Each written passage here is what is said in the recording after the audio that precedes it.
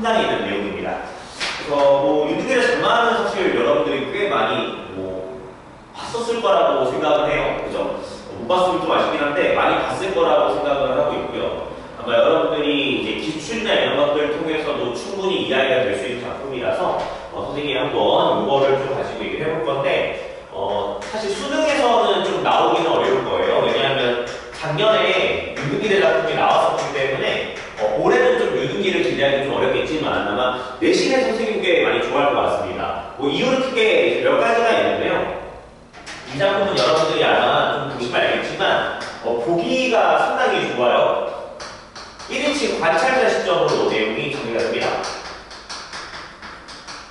그래서 여러분들 알겠지만 여기에서는 이제 나라고 하는 사람이 이제 1인칭 관찰자로서 내용이 정리가 되는데 어린아이의 시점으로 본다라고 하는 점을 여러분들이 좀 보면 괜찮을 것 같아요. 그래서 나이 어린 이제 서술자라고 우리가 얘기해 볼 수가 있을 것 같습니다. 그래서 이 나이 어린 서술자가요, 우리 집안의 모습에 대해서 보고 있는 건데 이게 보기가 왜 되게 잘 쓰여져 있냐면요, 이 1인칭 관찰자 시점이 나름대로 얻을 수 있는 효과, 바로 주관성과 이제 객관성을 얻을 수 있다라고 하는 측면에 대해서 좀 잘 설명을 하고 있을 거예요.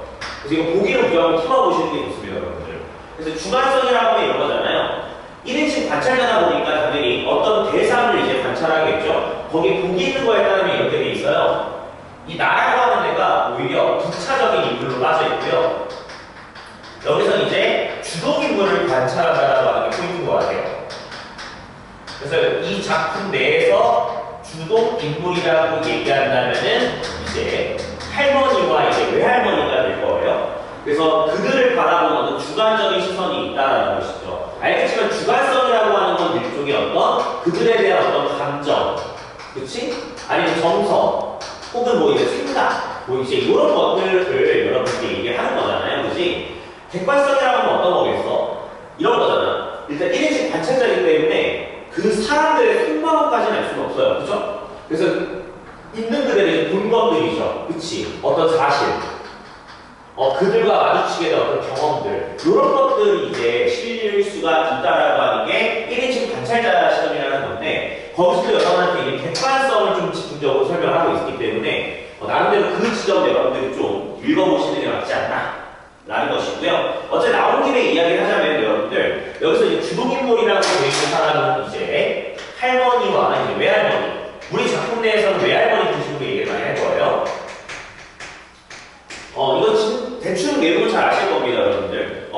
이제 6.25 전쟁 시대였는데, 이제 나는 이제 할머니네 집에서 이제 살고 있었잖아요. 그지? 근데 이제 어느 날 갑자기 이제 외할머니네가 이제 우리 집을 찾아오게 되는데, 이제 할머니가 되게 잘 받아주세요. 같이 살게 되는데, 이제 문제가 뭐였냐면, 할머니의 이제 아들에다가는 이제 삼촌이 있는데, 삼촌은 이제 북쪽에 이제 관련되어 있고요. 우리 외할머니 같은 경우에는 이제 외삼촌이 이제 국군입니다.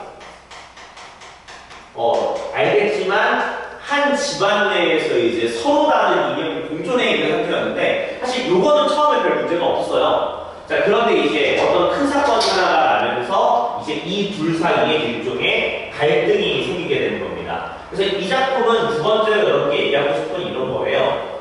6.25 전쟁이라고 하는 상황 속에서 일어날 수 있는 일종의 가족 간의 어떤 갈등과 화해를 여러분께 유도한다라고 볼 수가 있겠죠. 요거를 이제 유도를 할 거예요. 자, 그래서 이제 이때 어떤 사건이 일어나게 되냐면은 이제 내가 어느 날 갑자기 이제 집에서 밖에 놀고 있는데 어떤 형사가 와가지고 이제 과자를 주면서 이제 이제 삼촌의 존재를 물어봐요. 아마 그 형사는 알겠지만 이제 국군 쪽일 거예요. 그래서 나는 이제 별 생각 없이 막 얘기를 이제 했는데 잘 넘어갔어요. 근데 이제 그때부터 이제 할머니가 나를 막 타박을 시작합니다. 네가 뭐 이제 삼촌을 팔아먹었느니 뭐 어쩌니 이렇게 막 타박하는데 외할머니가 이제 나를 실시줘요. 외할머니가 나를 이제 보호해줘. 비호한다고 하죠. 비호, 그렇지? 비호감이 아니라 지켜주거든요. 이제 그러면서 딱 이제 두 분이 조금 사이가 액해졌는데 나중에 이제 외삼촌이 전사했다라고 하는 이제 편지가 집에 도착을 하면서 두 사람의 갈등이 굉장히 첨예하게 대립이 됩니다. 그 다음에 여러분들이 아마 이제 익히 알아 들어서 알겠지만 우리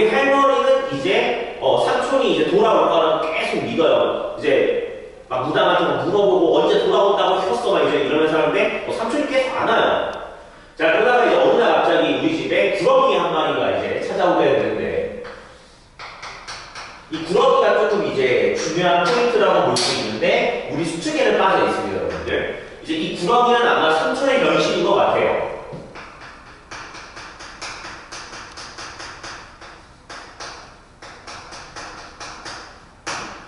언제 이제 삼촌이 오기를 약조하는 날이 무당에 내려준 날이 있었는데 이제 구렁이가 된 삼촌이라고 하는 게 맞나? 여하튼 구렁이로 이렇게 오게 돼요. 근데 알겠지만 이 구렁이로 왔었을 때 주변의 아이들이나 사람들이 막 이제 당연히 공격을 했겠죠. 그래서 상처 입은 채로 이렇게 돌아오게 되는데 그 모습을 보고 이제 할머니는 이제 기절을 하시고 우리 외할머니가 이제 그 삼촌을 굉장히 잘해서 돌려보내요.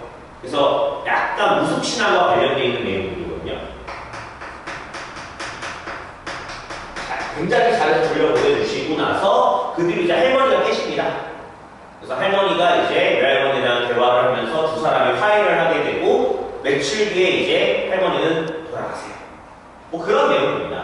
그래서 사실은 이 구렁이라고 하는 존재가 이제 보통은 교과서나 이런 데서 굉장히 소개가 많이 되는데 결과적으로 이런 것이죠. 이런 6.25 전쟁이라고 하는 것 속에서도 가족 간의 이런 화해 같은 것들이 이루어져야지만이 우리 공동체가 올바르게 나갈 수 있지 않을까 이런 것들을 보여주고 싶은 거예요.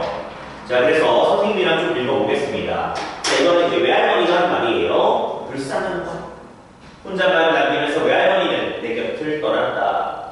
구겨진 구명치만 자락을 소리 없이 들면서 말로 나서는 외할머니의 뒷모습을 나는 실눈을 뜨고 바라보았대요. 그러니까 이런 식으로 내가 외할머니를 관찰하고 있다라고 하는 게 명확해지죠, 여러분들.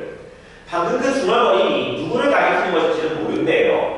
왜 그런가 하니 불쌍한 사람이 많대요. 그러니까 나는 이제 불쌍한 사람이 누군가 한번 생각을 해본 거죠. 우선 일선에서 전사한 외삼촌일 것 같아요.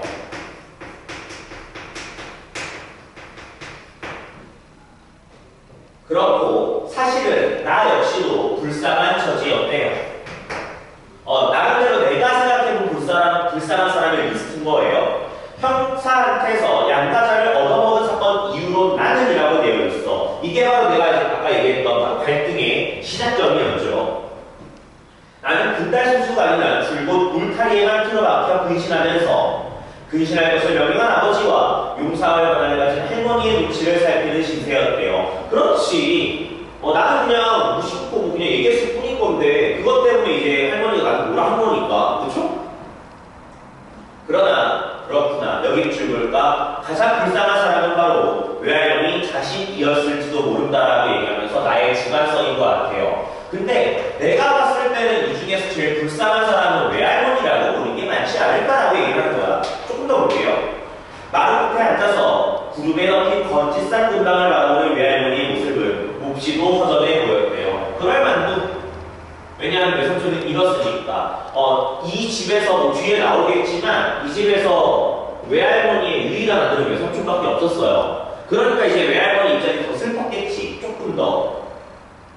전사통지서를 받던 날 저녁에 본 강하고 두렵던 모습은 도무지 찾을 수가 없었다라고 하는 걸 보았을 때 아마 외할머니가 이제 받았던 것이 바로 이제 거기에 보게 되면 이렇게 돼 있잖아. 바로 이제 전사통지서였죠, 여러분들.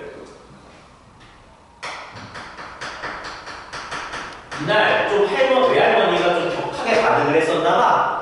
근데 지금 바라보는 것과 그때의 모습이 좀 다르다라고 얘기를 하고 있는 것이죠. 이제 실대로 시들어 원산바라기로 우두만이 앉아있는 초라한 할멈 하나가 있을 뿐이었다. 고역에서 해방된 기분은 그 측이난 모습으로 하여 금세 지워지고 말았다라고 얘기하면서 불쌍한 사람의 리스트를 뽑아보니까 이렇게 되는데 내 입장에서는 제일 불쌍한 사람을 뽑아보자면 아마 외할머니지 않을까 라고 나는 생각을 해본 거예요. 됐죠? 자, 이어서 중요하게 넘어갑시다. 어머니나 이모는 그래도 괜찮은 편이었는데 무엇보다 우려되는 것은 여기 밑줄 할머니와 외할머니 간의 불화, 갈등이었대요. 외삼촌과 이모를 공부시키기 위해 살림을 정리해서 서울로 떠났던 외가가 어느 날 곤충이를 부려들고 느닷없이 우리들 눈앞에 나타났을 때 사랑채를 비우고 같이 지내기를 먼저 원한 사람은 할머니였대요. 끊어봐. 이제 외할머니가 집을 정리해서 빌려 넘어왔는데 할머니가 받아준 거죠. 그치? 자, 난리가 끝날 때까지 늙은이끼리 서로 의지하며 살자는 말을 여러 번 들을 수 있었고, 여기 밑줄 얼마 전까지만 해도 두 사돈댁은 사실 말 다툼 한 번도 없이 의좋게 지내왔대요. 사실 이 관계가 같이 살기가 되게 어렵죠. 그럼에도 불구하고 좀 잘 지냈다는 거예요. 수복이 되어 완장을 두르고 설치던 삼촌이 인민군을 따라 어딘지 쫓겨가버리고, 그때까지 대바 속에 굴을 파고 숨어 의문을 피하던 외삼촌이 국군에 입대하게 되어 양쪽에 다 각기 입장을 달리하는 금신거리가 생긴 뒤로는, 여기서 말하는 각기 입장을 달리하는 금신거리 뭐겠어? 삼촌은 이제 북한 쪽으로, 외삼촌은 이제 남한 쪽으로 이렇게 지금 현재 갈려버린 거잖아. 그치? 인형 때문에 갈린 거란 말이야. 그때까지만 하더라도 두드러진 변화는 없었대요. 끊어. 삼촌이 저쪽으로 입대하고 외삼촌이 이쪽으로 입대할 때까지는 거기까지는 끄덕끄덕했단 말이야. 그런데 여기 밑줄 볼까? 두 분 사이에 얼추 금이 가기 시작한 것은 저 사건. 내가 남 모르는 사람, 여기서 남 모르는 사람은 아까 위에서 했던 말을 갖게 되면 형사겠죠. 형사의 꾀에 빠져 과자를 얻어먹은 일로 할머니의 분노를 사면서였대요. 그럴만도 할머니의 말을 옮기자면, 이건 내가 이제 할머니의 말을 이제 그대로 옮긴 거죠. 나는 짐승만도 못한 과자 한 조각에 삼촌을 팔아먹은 천하의 무지막지한 사람 몇 점이었대요. 할머니가 굉장히 격하시네요. 그죠? 외할머니가 유일한 내 편이 되어서 궁지에 걸린 외손자를 감싸고 역성은 드는 바람에 할머니는 그때 단단히 비위가 상했던 것이다. 끊어. 이게 바로 이 두 사람의 첫 번째 밝힌 내용이었던 거예요. 바로 이제 나의 양반 사건 정도 정리하죠.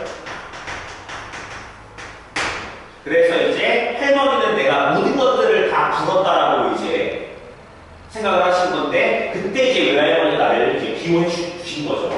자, 그 다음에 이제 어떤 사건이 있었느냐? 다음으로 두 분을 아주 갈라서게 만든 결정적인 계기는 여기 밑줄 전사 통지서를 받은 그 이튿날에 왔대요. 역시나 이 두 사람의 첨예한 발표, 전사 통지서가 도착하면서 두 사람의 반응이 매우 첨예해집니다. 됐습니까? 자, 이어서요. 먼저 복장을 찌는 쪽은 외할머니 어때요? 그날 오후도 장대 같은 벼락불이 번지산 달방으로 푹푹 꽂히는 험한 날씨였는데, 마루 끝에서 그 광경을 지켜보던 외할머니가 벼락간 무서운 저주의 말을 퍼붓기 시작한 거예요. 아까 우리가 앞에서 봤던 거에 따르면 외할머니가 전사통지서를 받던 날에 좀 무서웠었다고 그랬었잖아요. 그 장면이랑 연결되네요. 더 쏟아져라! 어서 한번 더 쏟아져서 하우스에 숨은 빨갱이들을 다 썰어가거라! 나무 틈새에 엎드려 있는 빨갱이 숲이같이 싹싹 부실러라! 한 번 더 옳지! 하느님 고맙습니다라고 얘기를 하면서 이제 북한군에 대한 저주의 말을 꼽기 시작을 하는 거죠. 우리 외할머니가. 소리를 듣고 식구들이 마루로 몰려들었으나 모두들 어리둥절해져서 외할머니를 말리는 사람은 없었다. 벼락에 맞아 죽어 넘어지는 하나하나의 모습이 눈에 선이 보인다는 듯이 외할머니는 더욱 기가 나서 빨치살이 득실거리는 번지살에 대고 자꾸 저주를 쏟았대요. 그만큼 외할머니가 아들을 잃은 슬픔이 컸기 때문에 그럴 수밖에 없었겠지. 자, 그럴 때 저 늙다리 높은 데가 뒤지려고 한정을 했냐? 그러자 안방문이 우당탕 열리면서 여기 밑줄 아기를 그득 담은 할머니의 얼굴이 불쑥 나타났대요. 그렇죠. 할머니 입장에서는 자신의 아들이 지금 현재 삼촌이 북한군에 지금 들어가 있는 상태인데 외할머니가 저런 말을 하니까 당연히 화가 날 수밖에 없죠. 왜? 할머니 입장에서는 지금 저 저주의 말이 결과적으로 자기의 아들과 관련돼 있다고 생각하기 때문에 그럴 수밖에 없겠지. 외할머니는 능히 쾌척할 만한 인물이 그제까지 집 앞 한쪽에 도사리고 있었음을 나는 뒤늦게 깨닫고 긴장을 했대요. 이게 바로 나이가 어리기 때문에 그런 거겠지. 아마 집안 사람들은 대략적으로 그 외할머니의 말을 듣고서 놀랄 수밖에 없었을 것 같아요. 그치? 그러니까 이제 거기에 앞에 있었던 것처럼 모두들 어리둥절해질 수밖에 없었겠지. 여기서 어리둥절해서는 아마 내가 봤을 때 몰라서가 아닐 거야. 왜냐하면 어른의 시각으로 봤을 때는 이만 하면은 이거 삼촌이 걸렸는데 이 생각 분명히 했을 거라고. 근데 나는 아직 어리니까 이제 반응을 보인 거겠지. 이어서요. 여기가 시방 무의식인 줄 알고 지랄이요. 옆으로 흔들어 깨우는 바람에 갑자기 잠꼬대를 그친 사람처럼 외할머니는 멍멍한 눈길로 주위를 잠깐 둘러보았다. 아, 보자 하니까 참말로 눈꽃이 려서 볼 수가 없네. 은혜를 왼수로 감는다더니 할머니 입장에서 그런 것 같아요.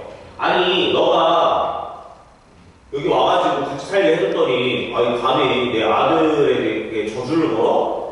이런 마음이었겠지. 그치? 그러니까 이 말이 나온 것이고요. 그 말을 거기를 두고 하는 말이구만. 올게 갈게 없는 신세 하도 불쌍해가지고 들어와서 게 이제는 아들이 어른도 몰라보고 그냥 다 부리고 그냥 미쳐도 곱게 미쳐야지. 그렇게 수박스러운 마음을 먹으면은 대대로 버그한 티 날벼락하게 되는 거겨라고 하면서 오히려 이제 할머니가 지금 지를 얻고 있는 상황이죠. 그렇지? 약간 사투리여서 제가 약간 연기 좀 넘어가지고 한번 읽어봤는데 뭐 이제는 아이고 어른도 몰라보고 그냥 막 때부는 게 맞냐. 미쳐도 곱게 미치는 게 맞지. 그런 흉악스러운 마음으로 마음이 먹게 되면 너한테 날벼락이 떨어지는 거다. 이제 이런 식으로 돌려서 얘기하고 있는 거죠. 당장 매어본 듯한 기세로 상대방의 스스를 다잡고 나더니 할머니는 사뭇 숨개조가 되었다.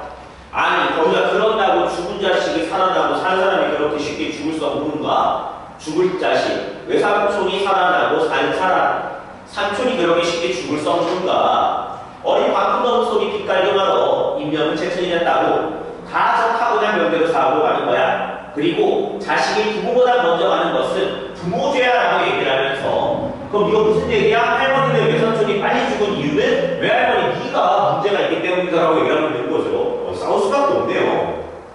부모들이 전생에 죄가 많았기 때문에 자손놈을 아쉬워놓고는 뒤에 남아서 그 고통을 다 한다고 만드는 거야. 애시당초 자기 팔자손만이 그런 걸 가지고 누구를 탓하고 맞을 것도 없이 낯선 저만치 예술줄을 앉아 있으시나 속게 부끄러운 줄 알아야지. 그래요. 나는 전생에 죄가 많아서 아들도 먼저 그랬다 치자. 그럼 누구는 복 키워지게 짊어지고 나와서 아들 농사를 끝다고 주었다가 서로 아들과 기스라고 그러죠. 하고 외할머니도 쏘아 붙였다. 이거 저놈이 옆에 말하는 거 봐. 참말로 죽으려고 한다는가 봐. 네 아들은 왜 어디가 어쩐다고 그래요? 라고 하면서 왜 내 아들 못해? 생각해보면 알 것 같구만. 지 죽은 다음에 제사 지는 줄로 한도 없을 게 남들 너보다 그런 중 하는가 보니? 라고 얘기하면서 이제 아까도 내가 얘기했듯이 외삼촌이 외할머니의 유일한 아들이었던 게 확정이 되었죠. 고만을 허요! 우리 순철이를 끄덕끄덕 끄덕도 없어. 이게 삼촌이겠죠. 무슨 일이 생겨야만 서기 시작할 테지만 순철이가 하면 손에 계세도 요리조리 뚫고 등일 거야 라고 얘기를 하면서 삼촌은 죽지 않을 거라고 하는 할머니의 믿음이겠죠. 나 그만 좀 하라고요 하면서 아버지가 짜증을 부렸다라고 하면서 두 사람의 갈등이 첨예해지게 되었군요. 뒷부분은 뭐 제가 아까 전에 잠깐 이야기했던 내용들을 통해서 여러분들이 충분히 받아들이지 않았나 싶습니다. 뭐 내용이 어렵진 않았다고 생각을 들 수는 있겠는데 아무래도 사투리가 좀 있다 보니까 좀 여러분들이 좀 천천히 끊어서 읽으시면 되지 않나 라는 생각을 하면 되게 좋을 것 같습니다. 그래서 이 정도 여러분들이 좀 틀정도 알아두시고 제가 아까도 얘기했던 것처럼 1인칭 관찰자 시점에 대해서 보기에서 면밀하게 잘 설명했으니까 그 점을 좀 밟아가면서 여러분들이 읽어주시게 되면 나쁘지가 않을 것 같습니다. 자, 여기까지도 여러분들 이제 수치되어 있는 것들을 조금씩 여러분께 이제 보여드리고 있는데 여러분들이 이제 만약에 필요한 것들이 있으면 댓글에 바로 남겨주시게 되면 그것부터 먼저 촬영을 들어가도록 하겠습니다. 그래서 아마 업데이트는 약간 이렇게 천천히 쭉쭉 올라갈 거예요, 여러분들. 왜냐면 촬영하는 거랑 이제 올리는 게 좀 시간적인 갭이 있다 보니까 여러분들이 필요한 것도 있으면 먼저 요청하시면 제가 더욱더 빠르게 처리할 수 있도록